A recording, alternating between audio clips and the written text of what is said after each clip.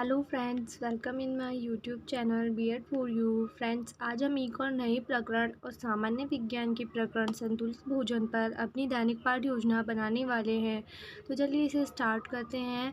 तो फ्रेंड्स, हम पहले जो भी सामान्य एंट्री वगैरह होती है वो कर लेते हैं, जैसे दिनांक, विद्यालय, कक्षा, समय अवधि, विषय और प्रकरण। जो ये सभी होते हैं, ये 6 जो हमारी मेन एंट्री होती है, हम इन्हें कर लेते हैं। फिर इसके बाद हम उद्देश्य लिखना स्टार्ट करते हैं।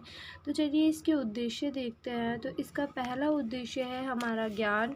ज्ञान में हमने लिखा है छात्र संतुलित भोजन का प्रत्यय स्मरण कर सकेंगे। सेकंड हमने लिखा है छात्र संतुलित भोजन का प्रत्याभिज्ञान कर सकेंगे। सेकंड उद्देश्य हमारा है अवबोध। अवबोध में हमने लिखा है छात्र संतुलित भोजन के महत्व को समझ सकेंगे। सेकंड जो पॉइंट है अवबोध का, वह है छात्र संतुलित भोजन की व्याख्या कर सकेंगे। फिर नेक्स्ट हमारा उद्देश्य है ज्ञानोपयोग। ज्ञानोपयोग में हमने लिखा है छात्र संतुलित भोजन के ज्ञान का दैनिक जीवन में उपयोग कर सकेंगे। फिर फोर्थ हमारा उद्देश्य है कौशल। कौशल में हमने लिखा है छात्र संतुलित भोजन में उपस्थित तत्वों की मात्रा को स्पष्ट कर सकेंगे। फिर नेक्स्ट है फिफ्थ में अभिरुचि है। अभिरुचि में हमने लिखा है छात्र संतुलित भोजन के बारे में विचार विमर्श में रुचि ले सकेंगे।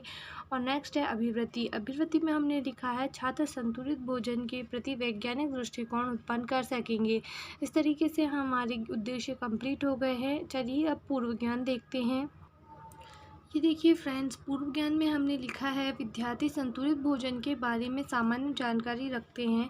सेकंड हमने लिखा है सहायक सामग्री। सहायक सामग्री में हमने 2 पॉइंट डाले हैं, चौक, डस्टर, कक्षा श्यामपट्ट और लफेट फलक। और सेकंड है कक्षा उपयोगी अन्य शिक्षण सहायक सामग्री।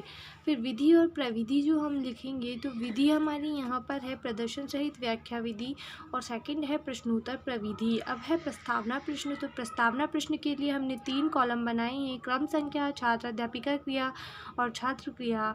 और फिर हम इसमें 5 क्वेश्चन बनाएंगे। 5 क्वेश्चन इस तरीके से बनाएंगे कि ये जिगजैग में हो, कि जो हमारा आंसर आ रहा है उसी से हमारा क्वेश्चन बने। कि फर्स्ट है हमें जीवित रहने के लिए किन मूलभूत चीज़ों की आवश्यकता होती है, तो हवा, पानी और भोजन ये आएगा। फिर सेकंड है हवा, पानी और भोजन में से ऊर्जा की प्राप्ति के लिए कौन सी चीज़ आवश्यक है, तो ये जो है इसमें आंसर आएगा भोजन।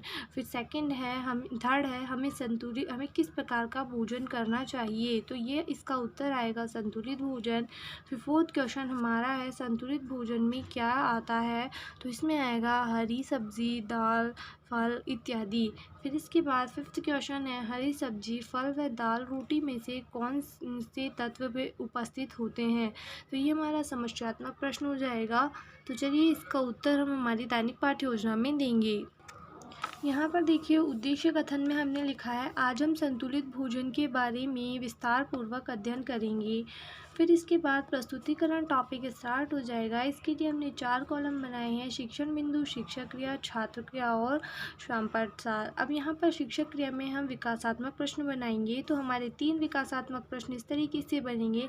स्वस्थ भोजन के लिए क्या आवश्यक है, तो इसका उत्तर होगा संतुलित भोजन।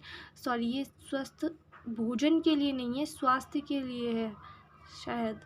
सेकंड है संतुलित भोजन में कौन से तत्व पाए जाते हैं, तो इसमें आएगा कार्बोहाइड्रेट, वसा आदि। फिर थर्ड है संतुलित आहार से क्या तात्पर्य है, तो ये हमारा संभावित उत्तर हो जाएगा।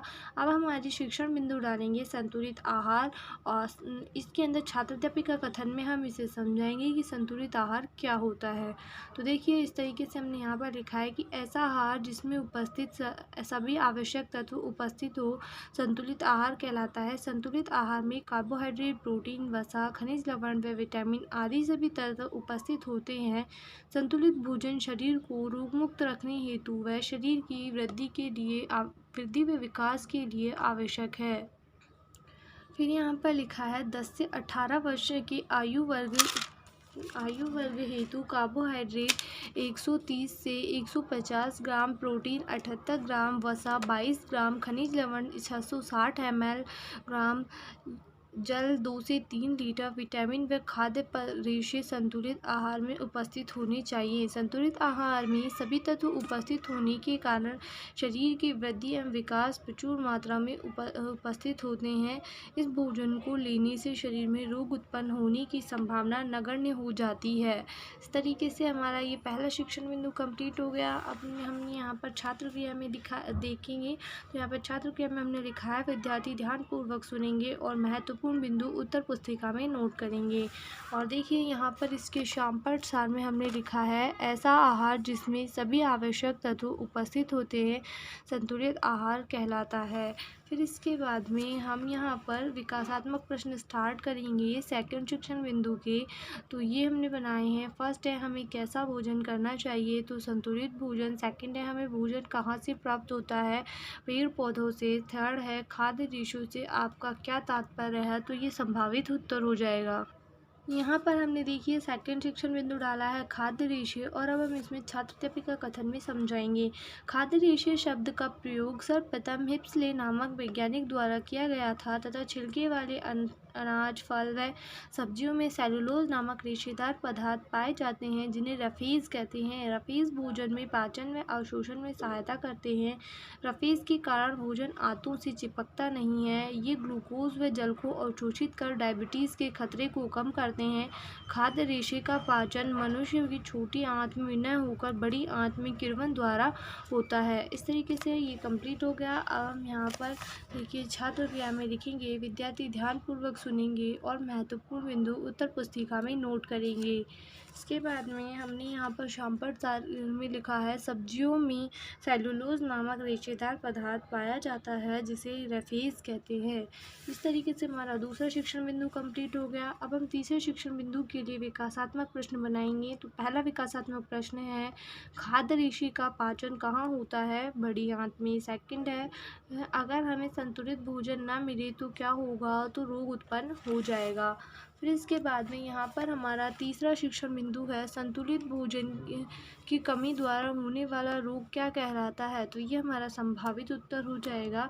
और यहाँ पर हमारा तीसरा जो शिक्षण बिंदु है वो है रोग। यहाँ पर रोग डाल करके हम छात्र टॉपिक का कथन में समझाएंगे कि पोषक तत्वों की कमी से कौन कौन से रोग हो जाते हैं। तो यहाँ पर देखिए लिखा है कि पोषक तत्वों या अवयवों की कमी से शरीर में उत्पन्न होने वाले रोग अभावजन्य रोग कहलाते हैं। सामान्य कार्बोहाइड्रेट व वसा की कमी से कमजोरी आना, प्रोटीन की कमी से क्वाशियाकोर, आयरन की कमी से रक्तहीनता, आयोडीन की कमी से घेंगा और vitamin A B C D की कमी से क्रमशः रतौंधी, बेरी, स्कर्वी और रिकेट्स रोग हो जाते हैं। इस तरीके से हमारे ये तीनों शिक्षण बिंदु कंप्लीट हो गए। इसके शामपठ सार में भी हमने छात्र टॉपिक का कथन में हमने लिखा है, विद्यार्थी ध्यानपूर्वक सुनेंगे और महत्वपूर्ण बिंदु उत्तर पुस्तिका में नोट करेंगे। यहाँ पर मैंने कोई शामपठ सार नहीं लगाया है क्योंकि मुझे इसमें कुछ ऐसा इम्पोर्टेंट लगा नहीं।